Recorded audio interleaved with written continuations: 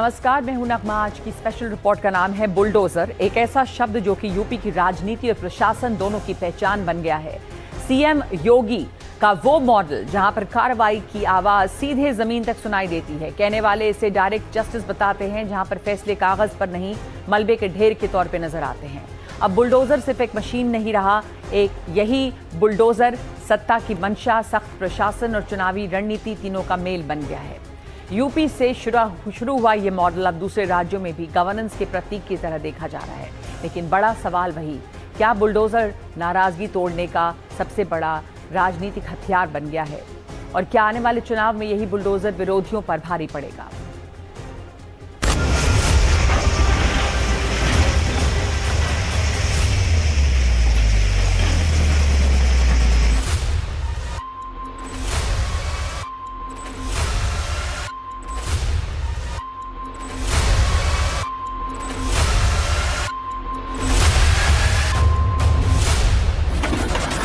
ये जो बुलडोजर है, ये उत्तर प्रदेश का वही प्रतीक है।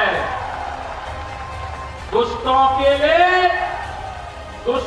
लिए ये उसका उपचार है और विकास के लिए एक रास्ता बनाने का माध्यम भी, इंफ्रास्ट्रक्चर बनाने का भी यह एक उपचार है।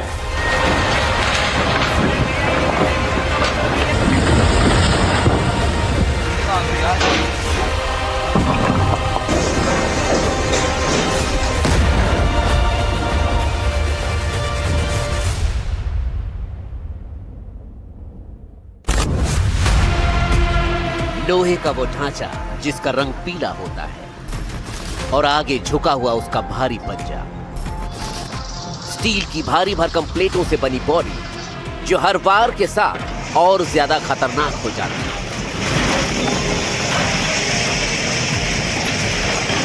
ये बुलडोजर जब आगे बढ़ता है तो सिर्फ मशीन नहीं चलती, बल्कि इसके साथ चलता है एक इरादा, एक फैसले की ताकत।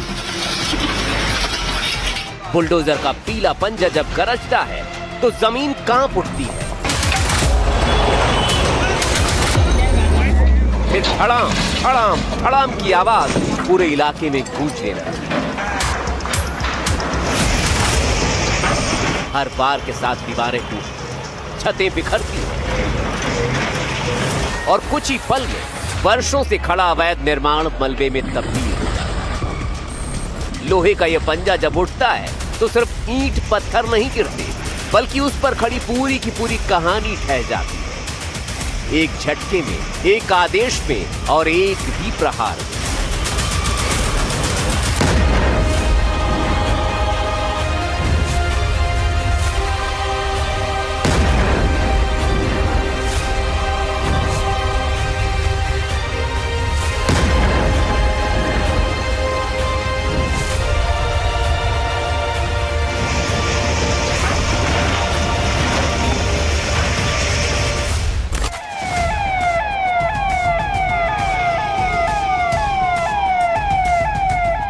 उत्तर प्रदेश हिंदुस्तान का वो सूबा जहां कानून और अपराध के बीच की लड़ाई ने एक नया रूप ले लिया।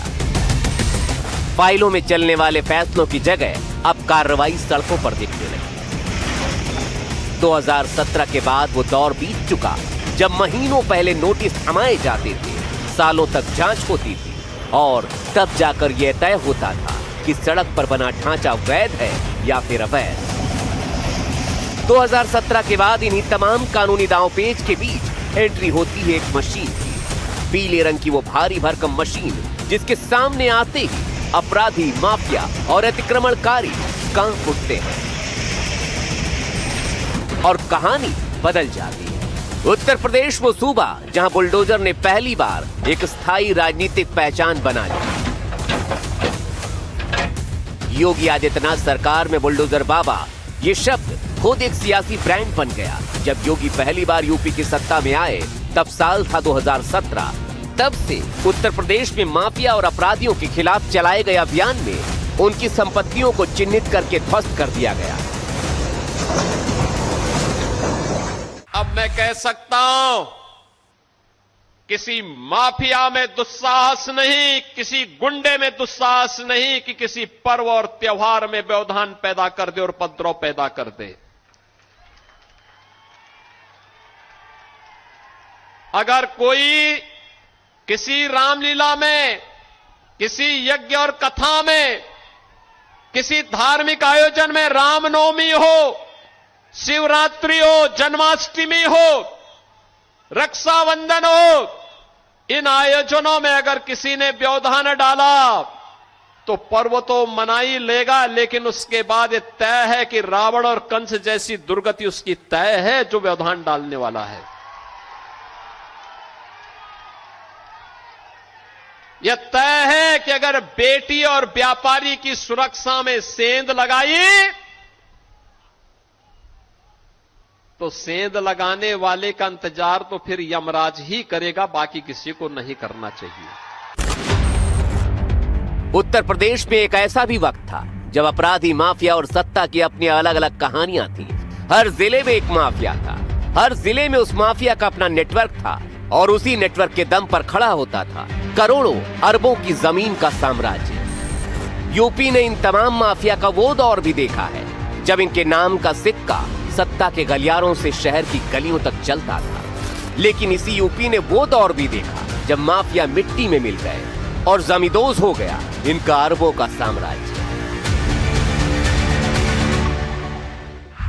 जिस अतीक अहमद के खिलाफ पीड़ित परिवारों ने मुकदमा दर्ज कराया उसके परिवार के खिलाफ, वो समाजवादी पार्टी के द्वारा पोषित माफिया है और उसकी कमरबंद तोड़ने का काम हमारी सरकार ने किया है। और फिर मैं कह रहा हूं इसे इस माफिया को मिट्टी में मिला देंगे, सरकार के जरिए। उत्तर प्रदेश में अब तक जिन प्रमुख माफिया, गैंगस्टर और अपराधियों के ठिकानों पर बुलडोजर एक्शन हुआ है उनकी लिस्ट तो बहुत लंबी है, लेकिन जहां तक चर्चित नामों का सवाल है तो इस लिस्ट में प्रयागराज वाले अतीक अहमद, मऊ और गाजीपुर वाले मुख्तार अंसारी, कानपुर के बिकरू कांड का आरोपी विकास दुबे, मेरठ का गैंगस्टर बदन सिंह बद्दू, ये वो चर्चित चेहरे हैं जो किसी जमाने में खौफ का दूसरा नाम थे। ये वही नाम है जिनके रसूख के आगे प्रशासन भी नतमस्तक था। लेकिन अब न इनका नाम बचा है, न इनका नामो निशान, सब कुछ मिट्टी में मिल चुका है। इसी साल मई में गाजियाबाद में बकरीद के दिन हुआ सूर्या चौहान हत्याकांड के मुख्य आरोपी असद के घर पर योगी सरकार का पीला पंजा पूरी ताकत से गरजा, जिसने कानून हाथ में लेने वालों की रूह तक को कपा दिया। त्योहार के दिन सरेआम कत्ल की वारदात को अंजाम देकर सांप्रदायिक सौहार्द बिगाड़ने वाले इस दुस्साहसी अपराधी के अवैध ठिकानों को चंद घंटों में जमींदोज कर प्रशासन ने यह साफ संदेश दे दिया कि यूपी की सरजमी पर अपराध की कोई जगह नहीं है। इस त्वरित कार्रवाई पर मुख्यमंत्री योगी आदित्यनाथ ने सख्त लहजे में हुंकार भरते हुए कहा कि उत्तर प्रदेश में कानून का राज था, है और रहेगा। अगर कोई त्योहार की पवित्रता को लहूलुहान करने और अमन चैन को ठेस पहुंचाने की जरूरत करेगा तो उसके अपराध की मुकम्मल सजा सीधे यमराज के घर तक तय होगी।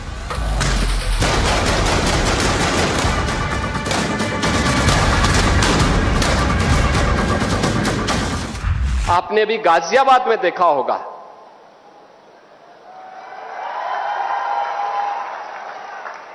दोस्ती की आड़ में छुरेबाजी स्वीकार्य नहीं और कतई स्वीकार्य नहीं होगा। अगर कोई अपनी नालायक औलाद को समझा नहीं पा रहा है तो समझो कि गलती कर रहा है।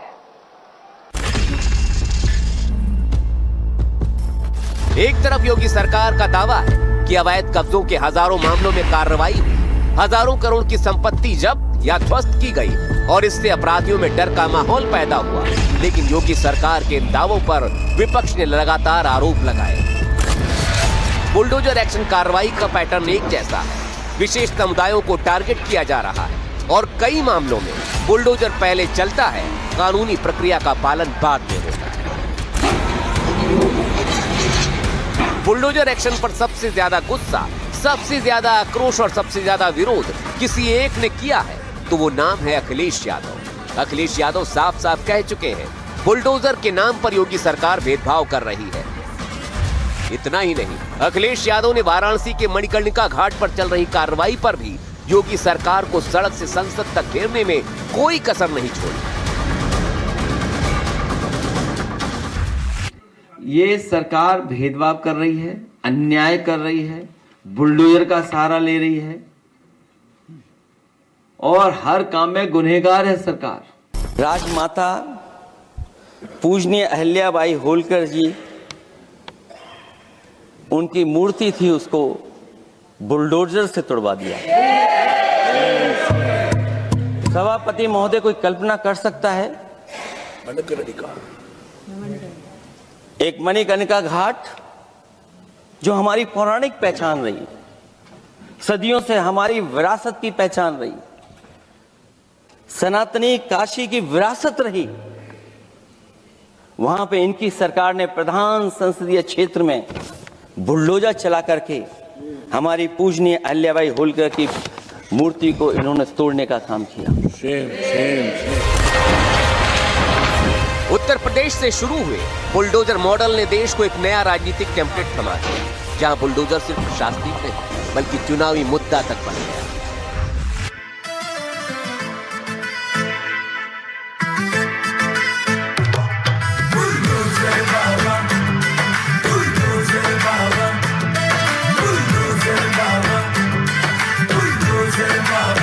I love bulldozer Baba. I love bulldozer Baba. I love bulldozer Baba. I love bulldozer Baba. देश विरोधी गतिविधियों को ठीक से जिसने दाबा, I love bulldozer Baba. I love bulldozer Baba. जय हो bulldozer Baba. I love bulldozer Baba. देश में आज बुलडोजर कल्चर की जो चर्चा हो रही है उसकी शुरुआत एक तरह से उत्तर प्रदेश में हुई। 2017 में जब मुख्यमंत्री के तौर पर योगी आदित्यनाथ ने शपथ लिया, उसके बाद से ही अवैध अतिक्रमण हटाने की शुरुआत हुई और इसकी चर्चा तब ज़्यादा शुरू हुई क्योंकि जो अपराधी थे, जिनका आपराधिक बैकग्राउंड था, उन लोगों की अवैध संपत्तियों को चुन चुन कर उन्हें नोटिस दिया गया और उन्हें ध्वस्त करने की कार्रवाई हुई। बहुत सारे विवाद भी हुए, मामले कोर्ट में भी गए, लेकिन लगातार जो बुलडोजर की कार्रवाई है वो 2017 से लेकर अब तक चली आ रही है। अगर बात करें उत्तर प्रदेश में अब तक कितनी संपत्तियां ध्वस्त हुई हैं तो उसकी कोई गिनती नहीं है और अगर उसकी संख्या की बात करें तो अरबों रुपए की संपत्तियों पर अब तक बुलडोजर चलाया जा चुका है और उत्तर प्रदेश का ही ये मॉडल अब देश के कई राज्यों में काफ़ी चर्चा में है क्योंकि जहां भी अपराध होता है वहां अपराधियों की अवैध संपत्तियों को नोटिस दे करके उन्हें गिराने की कार्रवाई की जा रही है। 2017 से 2022 के बीच जमकर बुलडोजर एक्शन के बाद जब सीएम योगी को 2022 में फिर जनादेश मिला तो इसके बाद योगी का बुलडोजर मॉडल देशव्यापी रूप ले चुका था। शपथ लेता हूं कि वहीं यूपी में ताबड़तोड़ अंदाज में बुलडोजर चलता रहा और देखते ही देखते पूरे देश में जहां जहां बीजेपी की सरकारें बनी वहां बुलडोजर प्रभावी हो गया।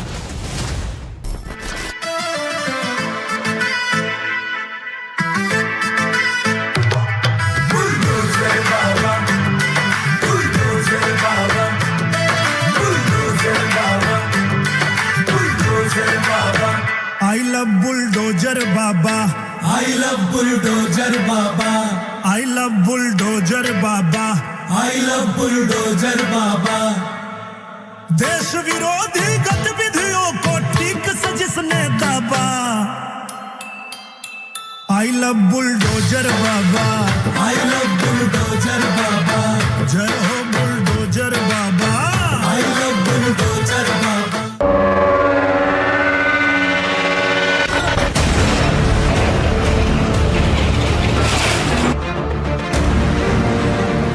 पश्चिम बंगाल में पहली बार भारतीय जनता पार्टी की सरकार क्या बनी तो सूबे में उत्तर प्रदेश मॉडल का सीधा इंपोर्ट हो गया। हावड़ा से लेकर कोलकाता के जादवपुर तक हर अवैध ठिकाने, हर अवैध मुहाने तक सीधे बुलडोजर के निशाने पर आ गए।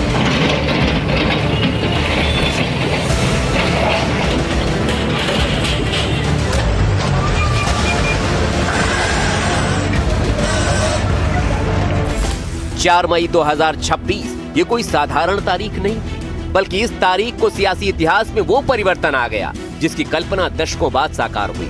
बंगाल चुनाव के नतीजे आए और टीएमसी के 15 साल के शासन का अंत हो गया।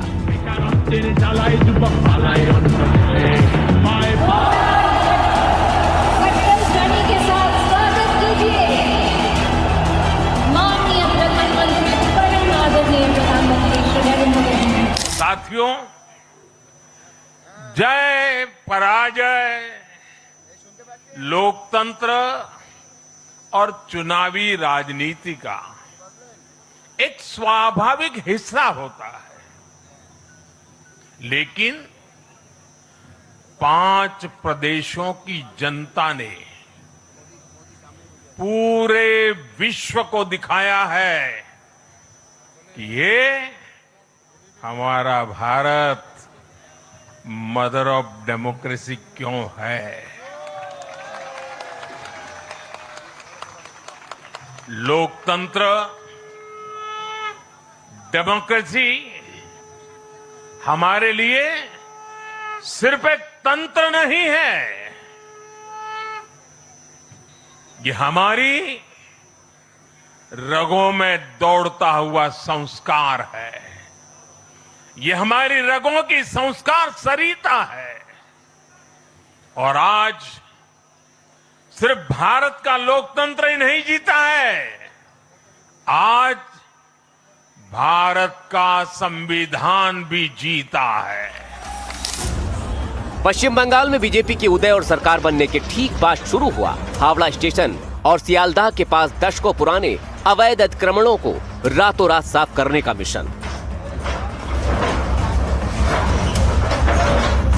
और पश्चिम बंगाल के नए नवेले मुख्यमंत्री शुवेंदु अधिकारी ने साफ कर दिया कि सबका साथ सबका विकास तो होगा ही, साथ ही सबका हिसाब भी होगा।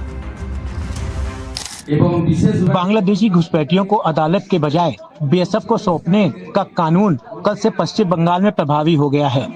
पुलिस और आरपीएफ को निर्देश दिए गए हैं कि जो भी अवैध बांग्लादेशी सीएए के दायरे में नहीं आते हैं, उन्हें अदालत में पेश न किया जाए और इसकी साप्ताहिक रिपोर्ट डीजीपी के माध्यम से सीएमओ को भेजी जाए।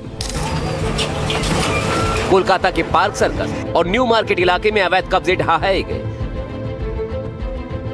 बात सिर्फ रेहड़ी पटरी या अवैध हॉकर्स तक सीमित नहीं रही। इस बुलडोजर की जद में आ गए वो रसूखदार जो कल तक सत्ता के संरक्षण में थे। प्रशासन का संदेश साफ था, अवैध है तो एक्शन जरूर होगा।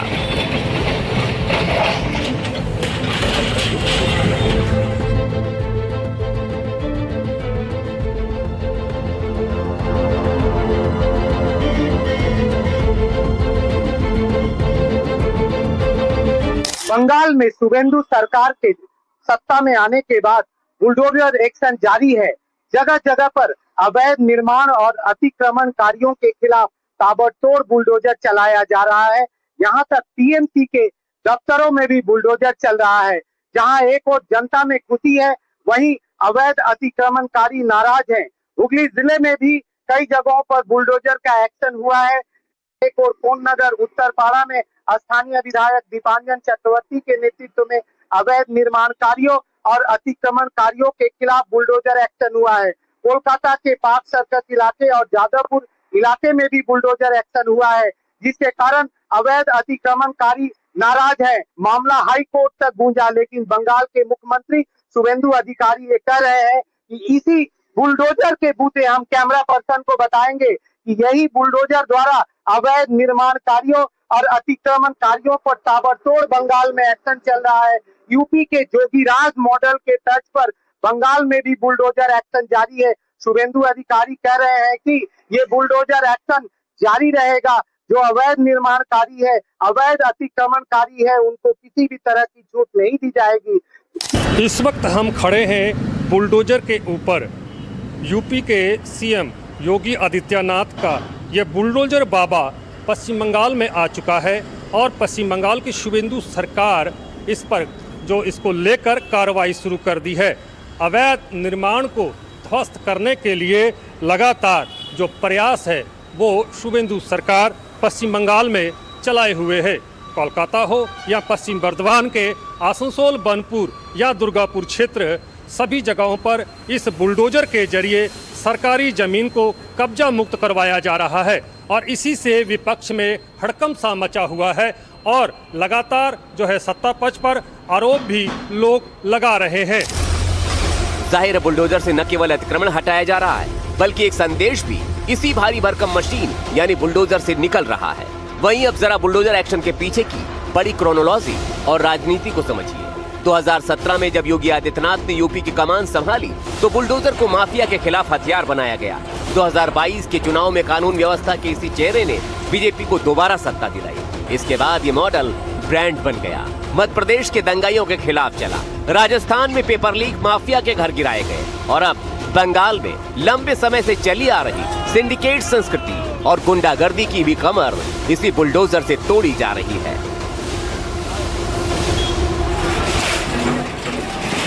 उत्तर प्रदेश और मध्य प्रदेश के बाद अब पश्चिम बंगाल में भी सरकारी जमीन पर अतिक्रमण या अवैध कब्जों को हटाने के लिए बुलडोजर चल रहे हैं और भी कई राज्यों में अतिक्रमण हटाने के लिए बुलडोजर चल रहे हैं और बुलडोजर को विपक्ष ने एक राजनीतिक लड़ाई में भी बदल दिया है।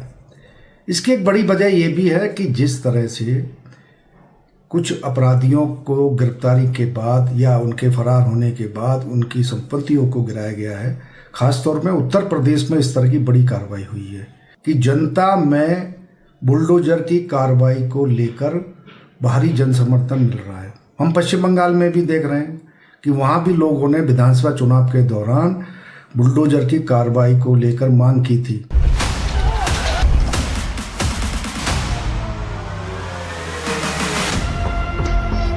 पश्चिम बंगाल के बाद अब बात उस दिल्ली की जहां बीजेपी की सत्ता में वापसी लंबे अरसे के बाद हुई। यहां 10 साल लगातार अरविंद केजरीवाल सत्ता में काबिज रहे, लेकिन उस दौर में कभी भी बुलडोजर एक्शन देखने को नहीं मिला। लेकिन जब से बीजेपी की सरकार आई है तब से लगातार दिल्ली के तमाम अवैध ठिकाने बुलडोजर के निशाने पर आ गए हैं।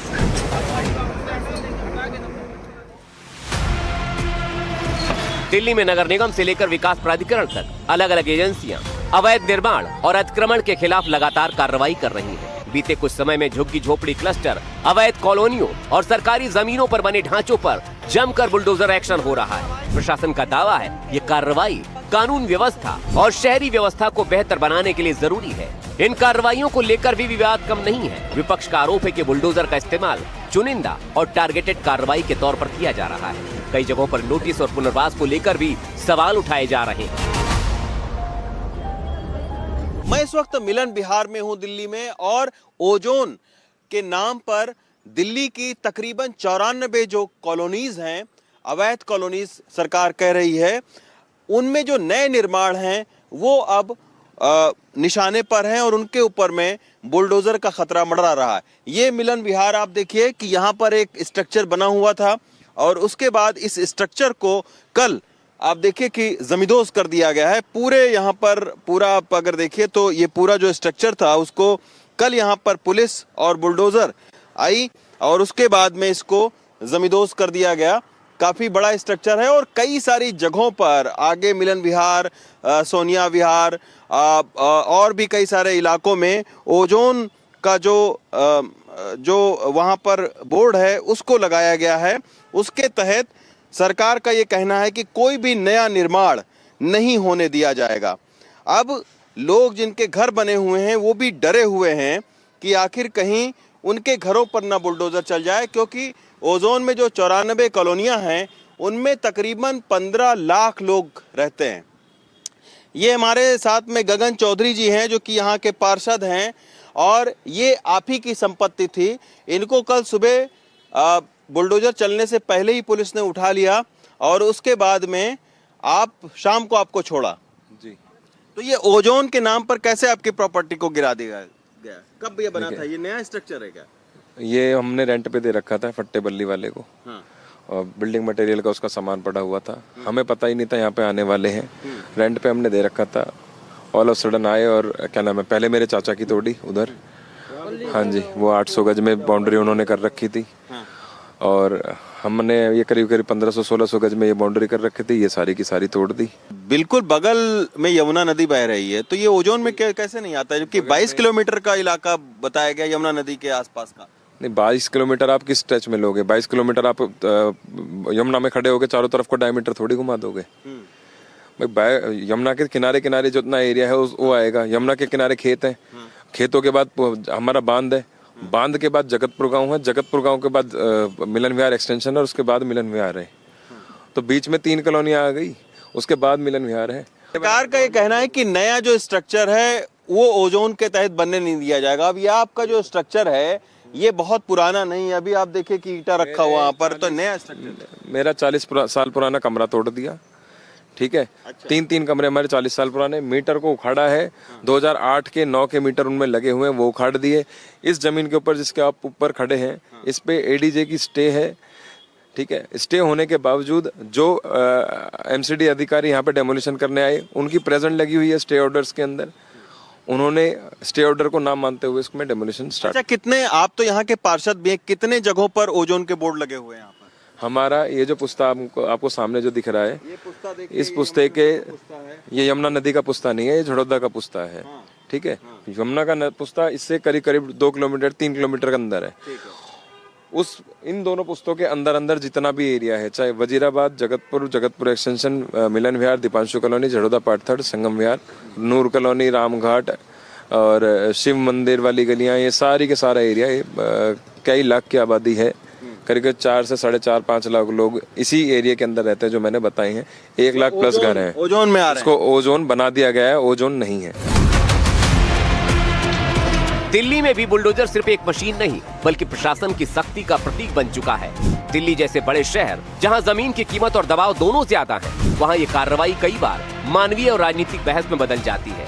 दिल्ली में बुलडोजर की गूंज सिर्फ सड़कों तक नहीं, सियासत के गलियारों तक भी सुनाई दे रही है। सरकार कहती है दिल्ली में कानून का राज है, तो विपक्ष कहता है ये डर का बुलडोजर है। सवाल सीधा है, क्या बुलडोजर से शहर साफ हो रहा है या सियासत और गहरी हो रही है?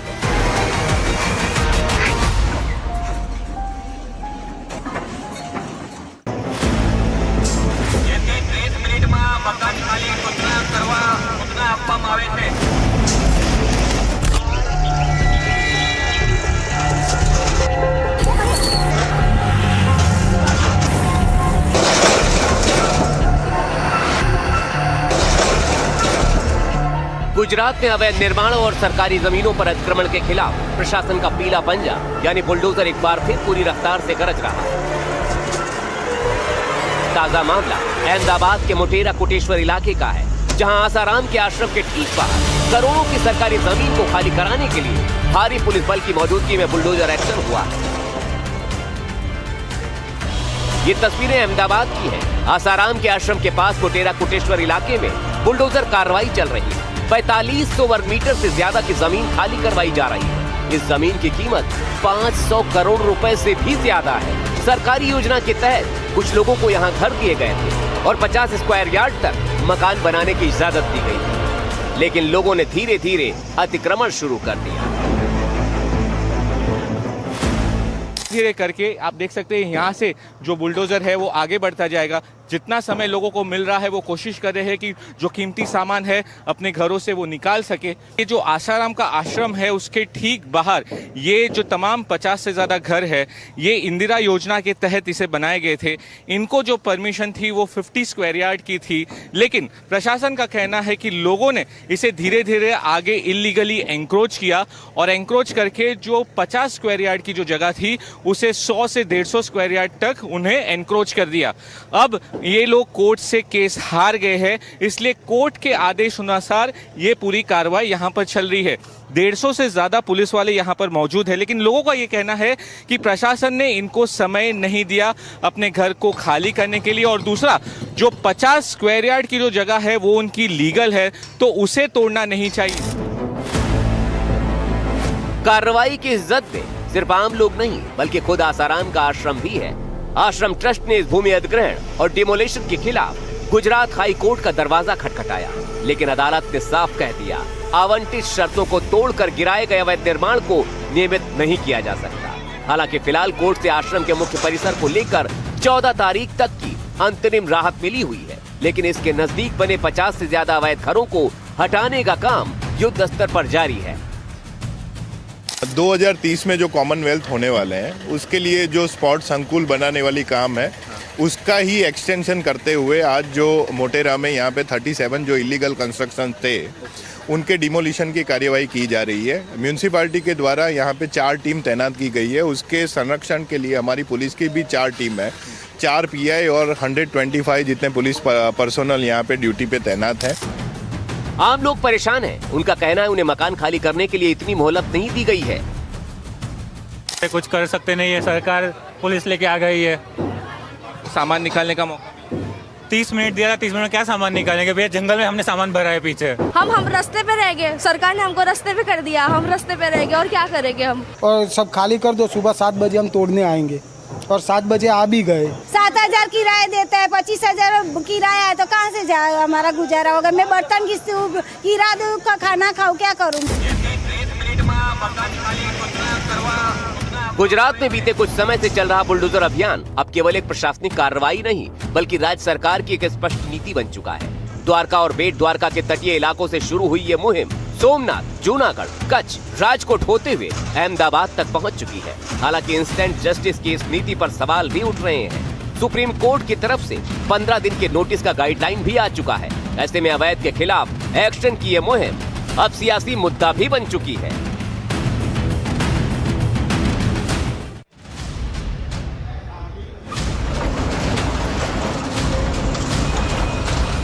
बिहार में बीजेपी के मुख्यमंत्री बनने के बाद से जो संकेत मिलने शुरू हुए थे, ठीक वैसा ही एक्शन प्लान लागू हो चुका है। बिहार के मुख्यमंत्री सम्राट चौधरी ने भी यूपी की तर्ज पर अवैध अतिक्रमण को हटाने के लिए जो बुलडोजर एक्शन शुरू किया, वो अब तक सबसे प्रभावी और प्रचलित पैटर्न बन चुका है।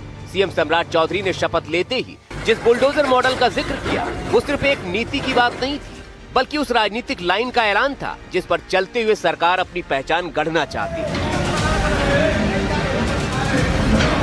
सम्राट चौधरी ने बिल्कुल साफ कहा था, अब अपराध और अवैध कब्जे वालों के खिलाफ सहनशीलता नहीं बल्कि सख्ती दिखेगी, और ये सख्ती सिर्फ कागजों तक सीमित नहीं रहेगी, जमीन पर दिखेगी, कार्रवाई के रूप में दिखेगी, और अगर जरूरत पड़ी तो बुलडोजर की गर्जना भी सुनाई देगी। अब ठीक यही शब्द एक्शन के तौर पर बिहार के तमाम शहरों में बुलडोजर के तौर पर नजर आने लगे। पटना से लेकर भागलपुर और मुजफ्फरपुर तक हाल के दिनों में बिहार के अलग अलग हिस्सों में अवैध निर्माण और कब्जों के खिलाफ कार्रवाई की तस्वीरें सबके सामने हैं। कहीं सड़क किनारे खड़े गैर कानूनी ढांचे गिराए गए, तो कहीं दबंगों के कब्जे से सरकारी जमीन खाली कराई गई। प्रशासन का दावा साफ है, जो भी कानून तोड़ेगा उसके खिलाफ सख्ती तय है। बिहार के सियासत में बुलडोजर अब नया कीवर्ड बन चुका है। सत्ता पक्ष इसे कानून का राज स्थापित करने की मजबूत पहल बता रहा है। उनका कहना है, अपराधियों और अवैध कब्जाधारियों के खिलाफ अब ढील नहीं दी जाएगी। वहीं विपक्ष इस मॉडल को लेकर सरकार पर सवाल खड़े कर रहा है। आरोप है कि बुलडोजर का इस्तेमाल चुनिंदा मामलों में ज्यादा दिख रहा है और इसे कानून से ज्यादा सियासी टूल बना दिया गया है। मेरे पीछे जो आप मलबा देख रहे हैं, ये बिहार में हो रही बुलडोजर एक्शन का जीता जागता एक उदाहरण है। इस वक्त हम खड़े हैं पटना के मरीन ड्राइव से ठीक सटे इलाके में। ये कोरजी का इलाका है, पटना शहर के अंदर में आता है, और जिस जगह पर हम खड़े हैं, इस जगह पर अभी से कुछ दिन पहले तक एक बड़ी कंपनी का सर्विस सेंटर हुआ करता था, और ये कई एकड़ में ये जगह फैली हुई है। मलबा आप देख सकते हैं साफ तौर पर, मलबा यहाँ पर आपको दिखेगा। इस पूरे शोरूम का वर्कशॉप था जिसके की बुलडोजर एक्शन के बाद ध्वस्त कर दिया गया है। पटना में और बिहार के तमाम जो अन्य ज़िले हैं, वहाँ पर जो नई सरकार बनी है सम्राट चौधरी की, वो लगातार एक्शन में है, और राज्य भर में बुलडोजर एक्शन आपको तेज़ी से हर जिले में होते नज़र आ रहा होगा। हम लोग तो रोड पे आ गए हैं, बस यही हम लोग कह सकते हैं। उत्तर प्रदेश में बुलडोजर मॉडल एक सख्त प्रशासनिक ब्रांड बन चुका है, जहां इसे अपराधियों के खिलाफ त्वरित कार्रवाई के तौर पर पेश किया गया। अब बिहार में भी उसी मॉडल की झलक दिखाई दे रही है, लेकिन फर्क ये है कि बिहार की सामाजिक और राजनीतिक जमीन अलग है। यहाँ गठबंधन राजनीति, जातीय समीकरण और प्रशासनिक ढांचा, हर चीज इस मॉडल की दिशा और असर को प्रभावित करता है।